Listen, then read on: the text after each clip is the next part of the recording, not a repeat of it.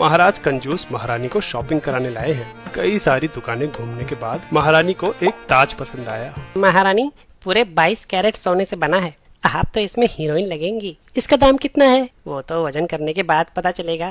दुकानदार ने इधर उधर देखा। आज तो मैं तराजू लाना ही भूल गया। तो दुकान क्यों खोली?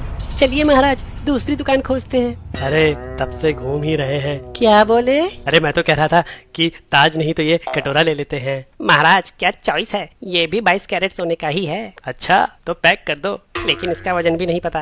कटोरे में क्या मैं चंदा मांगूंगी? मुझे तो ताज चाहिए। चलिए महाराज, दूसरी दुकान चलते हैं। बहुत चल लिया, अब और नहीं चल सकता मैं। महाराज की पीड़ा पास खड़े रक्षक सर के कानों में पड़ी। क्या हुआ महाराज? महाराज ने पूरी बात बताई। रक्षक सर समस्या का समाधान सोचने लगे। तभी उनकी नजर पानी के कंटेनर पे गई, जिसपे मार्किंग्स भी हैं। आइडिया, ताज का वजन कटोरे से पता कर सकते हैं।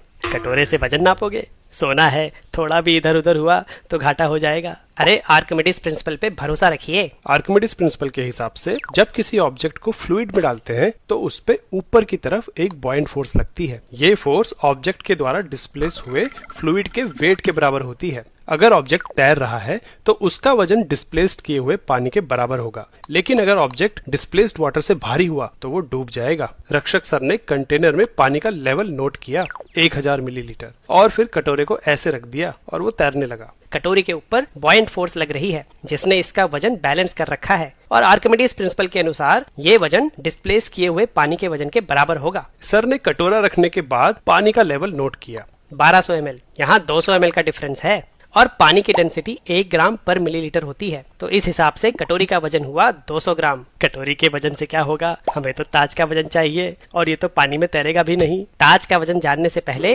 इस सोने की डेंसिटी पता करनी पड़ेगी। रक्षक सर ने कटोरे को पूरा डुबा दिया और पानी का लेवल 1011 मिलीलीटर हो गया। कटोरे का वॉल्यूम 11 मिलीलीटर यानी 11 क्यूबिक सेंटीमीटर है। अगर इसके वजन से इसे डिवाइड करें तो सोने की डेंसिटी आ जाएगी 18.18 ग्राम पर सेंटीमीटर क्यूब। अब ताज को डुबाने की बारी। ताज को डुबाने से उसका भी वॉल्यूम पता चल गया, 10 सेंटीमीटर क्यूब। अगर इसे डेंसिटी से गुना कर दें तो ताज का वजन आ जाएगा 181.8 ग्राम। अरे वाह, फिजिक्स का ऐसा इस्तेमाल कहाँ से सीखा?